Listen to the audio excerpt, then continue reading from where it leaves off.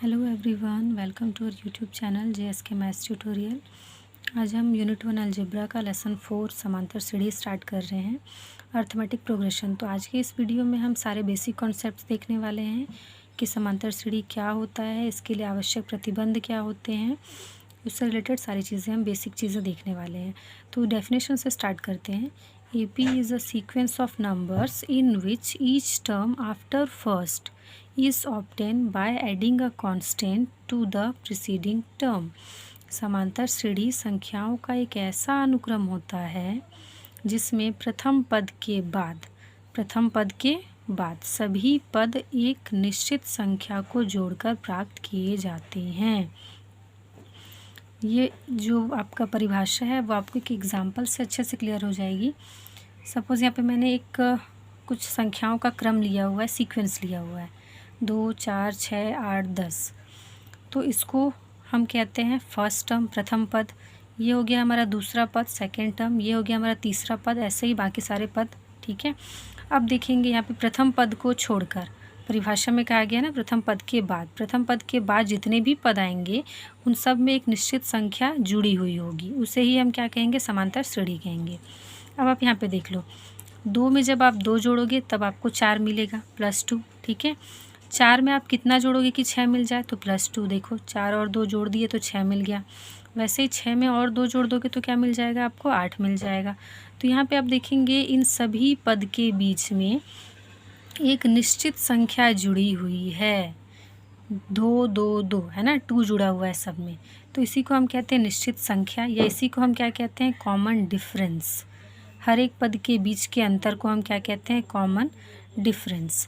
ठीक, तो अब हम थोड़ा कॉमन डिफरेंस क्या होता है, उसकी प्रॉपर्टीज़ क्या होती है, इसके बारे में डिस्कस कर लेते हैं। तो कॉमन डिफरेंस को हम हिंदी में कहते हैं सर्वांतर, और इसका फॉर्मूला होता है second term minus first term, द्वितीय पद माइनस प्रथम पद। ठीक है, जो भी सीरीज़ आपको गिवन होगा उसका सेकेंड टर्म उठाएंगे और उसमें से आपको फर्स्ट वाला टर्म को माइनस कर देना है। तो ये तो हो गया सर्वांतर का फॉर्मूला आपके पास। अब सर्वांतर की प्रॉपर्टीज़ क्या क्या होती हैं देखते हैं। सर्वांतर धनात्मक यानी कि पॉजिटिव, ऋणात्मक यानी कि नेगेटिव, और शून्य, ज़ीरो भी हो सकता है। ठीक है, कॉमन डिफरेंस पॉजिटिव, नेगेटिव या फिर ज़ीरो, कुछ भी हो सकता है। अब कॉमन डिफरेंस निकलता कैसे है तो वो देख लेते हैं सबसे पहले, और ये प्रॉपर्टीज़ को ये फॉलो करता है कि नहीं ये भी देख लेते हैं हम आगे। तो हमारे पास एक एग्जांपल जैसे देखो 9, 12, 15, 18, ये एक सीरीज़ है। इसका अगर हम कॉमन डिफरेंस निकालें तो क्या होता है, second term minus first term. तो इस सीरीज़ में सेकेंड टर्म क्या है, 12। तो यहाँ पे लिख दिया मैंने 12। अब माइनस करना है मुझे फर्स्ट टर्म, तो इसका फर्स्ट टर्म तो 9 होगा। तो ये 12 में से जब आप 9 माइनस करोगे तो कितना बचेगा, 3। ठीक है, तो ये कॉमन डिफरेंस आपको क्या मिल गया, 3। ये पॉजिटिव है, प्लस साइन में है तो पॉजिटिव है। ठीक है, तो ये हमको मिल गया पॉजिटिव, कि सर्वांतर जो है या डिफरेंस जो है वो पॉजिटिव हो सकता है। सेकंड देख लेते हैं, यहाँ पे एक एग्जांपल है हमारे पास -5, 2, 9, 16। इसमें भी सेम निकालेंगे जब हम, तो सेकंड टर्म क्या है इसमें भी 2, तो ये 2 हो गया। अब फॉर्मूला का माइनस, देन फर्स्ट टर्म, तो फर्स्ट टर्म तो ऑलरेडी -5 है, तो यहाँ पे -5 हो गया। तो माइनस माइनस क्या हो जाएगा, प्लस। तो 2 और 5 कितना हो जाएगा, 7। तो देखेंगे इसमें भी हमको डिफरेंस जो है वो क्या मिला, पॉजिटिव मिला। अब थोड़ा आगे बढ़ते हैं, नेक्स्ट एग्जांपल में देखेंगे, ये एक सीरीज़ है हमारे पास। इसमें सेकंड टर्म क्या है हमारे पास, -11। फॉर्मूला में हमारा माइनस होता है, second term minus first term, तो फर्स्ट टर्म क्या है, -7। अब देखेंगे यहाँ पे दोनों को हम सॉल्व करेंगे, तो ये -11 पहले से है, माइनस माइनस प्लस हो गया, ये 7। अब -11 और +7 में क्या आ जाएगा यहाँ पे हमारे पास, 4। ठीक, अब दोनों में से बड़ा 11 है, उसके आगे माइनस, इसलिए -4। तो देखेंगे आप कि डिफरेंस जो है हमको नेगेटिव भी मिल सकता है। ये प्रॉपर्टी फॉलो किया इसने, अभी तक पॉजिटिव मिल रहा था, ये पॉजिटिव था हमारे पास, ये हमको क्या मिल गया, नेगेटिव, डिफरेंस नेगेटिव मिल गया। अब देखते हैं कि एग्जांपल 5, 5, 5, इसमें सारे 5 की सीरीज़ चल रही है। ठीक है, तो यहाँ पे देखेंगे कॉमन डिफरेंस निकालते समय सेकंड टर्म है हमारे पास 5, माइनस फर्स्ट टर्म है 5, तो 5 - 5 क्या हुआ, 0 हुआ ना। तो डिफरेंस जो है हमको वो क्या मिल गया, 0 भी मिल गया। तो इसका मीनिंग क्या हुआ, हम क्या समझ आया हमको, कि जो डिफरेंस है, सर्वांतर है, वो धनात्मक, ऋणात्मक या फिर शून्य भी हो सकता है। ठीक है, तो यहाँ पे मैंने आपको एग्जांपल के थ्रू ये चीज़ क्लियर किया हुआ है। अब हम देख लेते हैं कि नेसेसरी कंडीशन क्या होती है एपी सीरीज़ के लिए। कि आपके पास अगर मान लो कुछ सीरीज़ दी हुई है और आपसे कहा गया कि पता करिए ये सीरीज़ है भी कि नहीं है।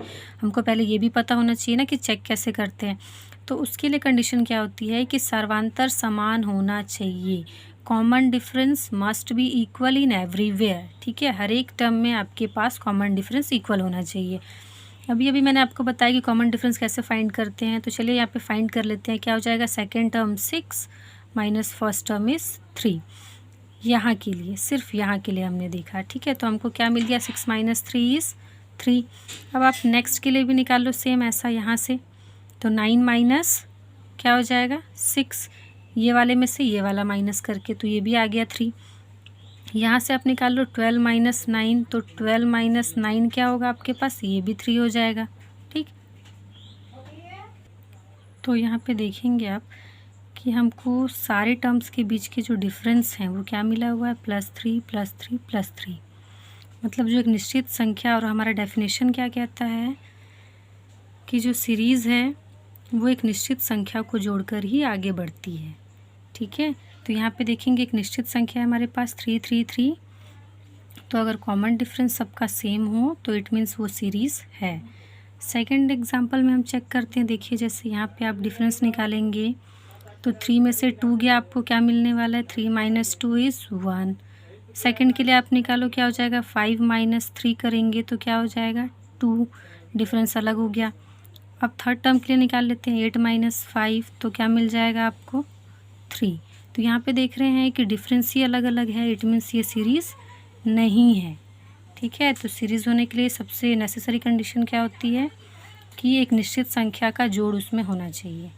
ठीक है, कॉमन डिफरेंस हर जगह पे इक्वल होना चाहिए, और जहाँ पर इक्वल नहीं है तो इट मीन्स वो सीरीज़ नहीं है।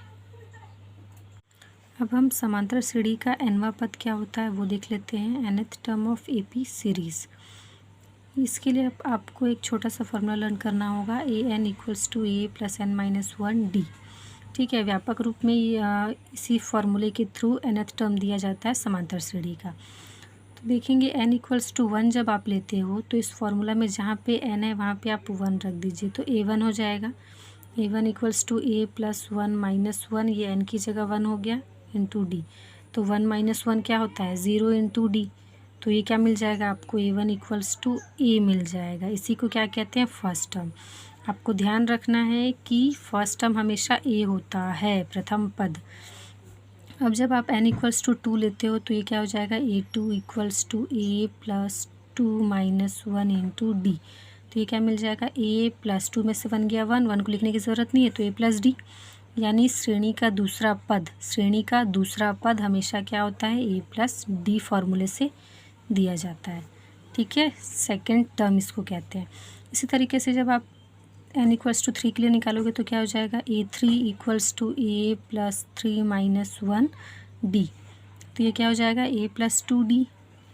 मतलब श्रेणी का तीसरा पद a प्लस 2d से दिया जाता है, थर्ड टर्म। ठीक है, तो इस तरीके से अगर आप देखोगे तो किसी भी सीरीज़ का फर्स्ट टर्म a होता है, सेकेंड टर्म, ये फर्स्ट टर्म आपका हमेशा a होगा, second term a plus D से दिया जाएगा, थर्ड टर्म किससे दिया जाएगा, a प्लस 2d से।